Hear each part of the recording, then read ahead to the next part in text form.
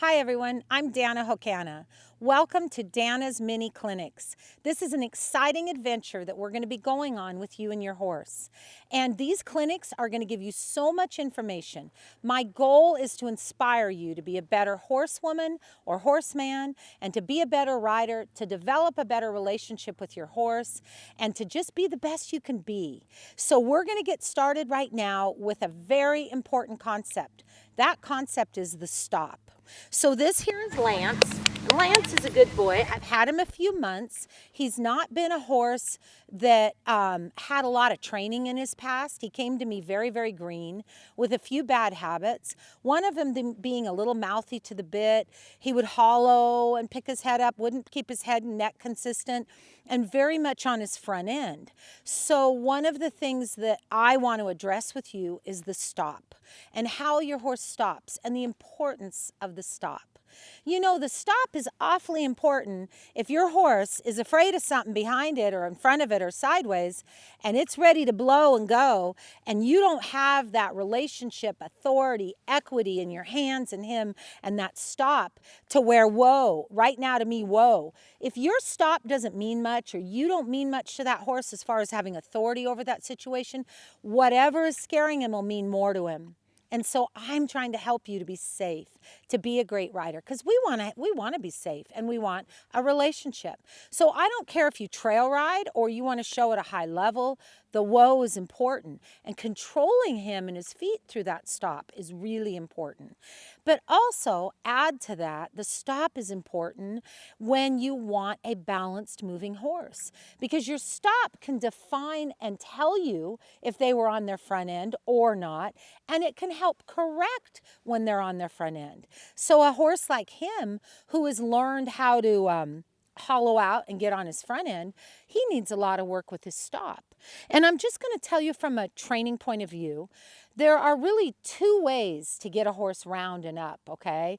The highest and the best is to drive them forward to their face and collect them.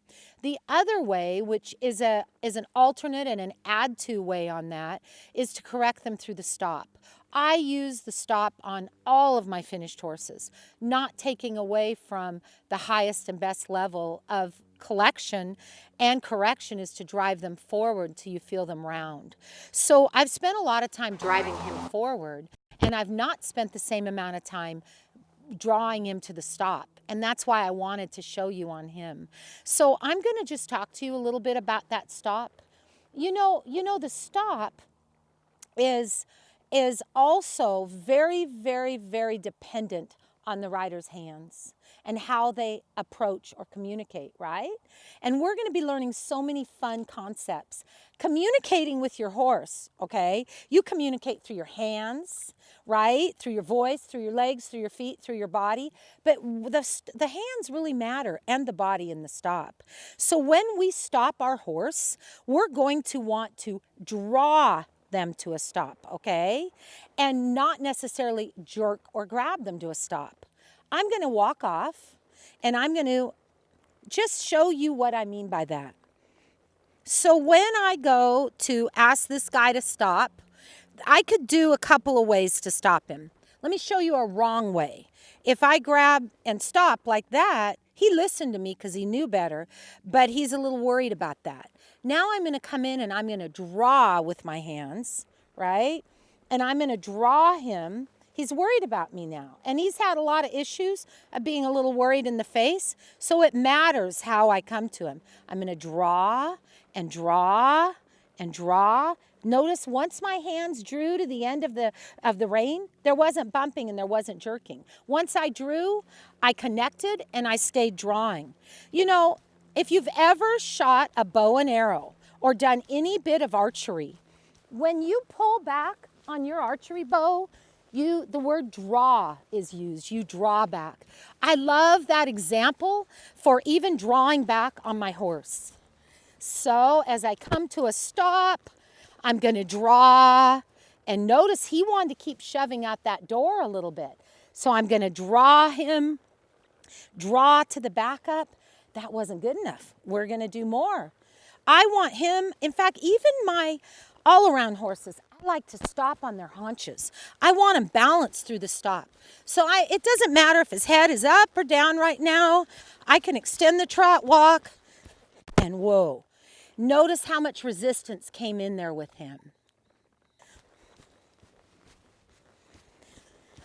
So because I need this horse to be more balanced through this stop and to listen to me and come to that stop, I'm going to continue this until he understands. Whoa. I loved how he went into the ground. I hated the resistance in his face there. So I'm going to stay soft with my hands and draw. I love how he's giving me his shoulders up.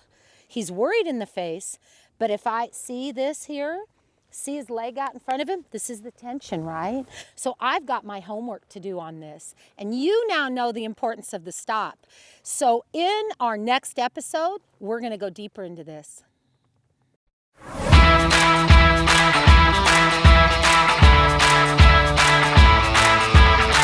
For 10 years, I've used the TR3 Classic Drag to keep my performance horses at their peak. And now I'm so excited to say that we now have that TR3 E-Series.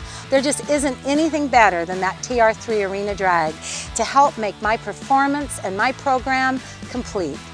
So no matter the size of your program, good footing should matter to you. So contact ABI today and get your Arena Drag.